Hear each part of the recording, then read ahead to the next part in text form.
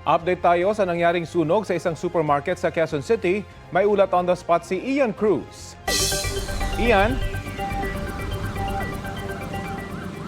Rafi, ayon nga kay Fire Superintendent Froilan de Guzman, ang Fire Marshal ng Quezon City Fire District, at as of 10:48 kanina ay deklaradong fire out na nga ang naganap na malaking sunog dito sa isang supermarket sa Fairview, Quezon City. At sa mga sandaling ito, Rafi, bagamat wala na tayo talagang nakikitang apoy, ay may usok pa rin na nakikita dito sa gusaling ito. At sa ngayon naman, Rafi, dito sa labas ng gusali, makikita natin bahagyan na lamang na naapektuhan ng operasyon ng mga bumbero itong traffic dito sa kahabaan ng Quirino Avenue or sa Quirino Highway, at yung area na lamang ng Belfast kung saan meron pa ring mga bumbero sa gilid ng kalsada, nagkakaroon ng build-up.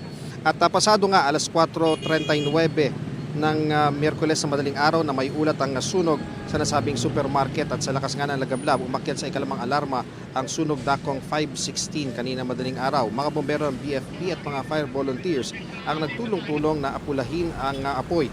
Ganap na 7:59 ng umaga nang ideklarang kontrolado na ang sunog.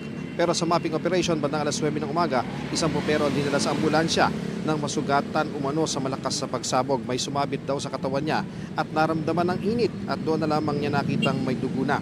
Ilang empleyado naman ang nangangamba na hindi sila makakapagtrabaho dahil nga sa naganap na sunog. Delikado pa siyempre ang pagpasok sa loob kahit nga yung bubong sa gusali ay bumagsak sa tindi ng init na nilikhahan ng mga malalakas na apoy. Sabi ng PFP Quezon City, patuloy pa inimbestigahan ang pinagmulan ng sunog at ang halaga ng natupok na ari-arian.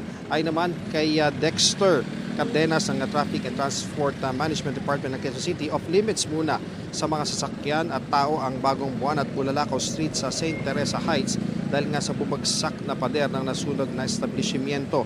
Dalawang sasakyan ang nakita nating natamaan ng pader sa bumagsak nga na pader doon.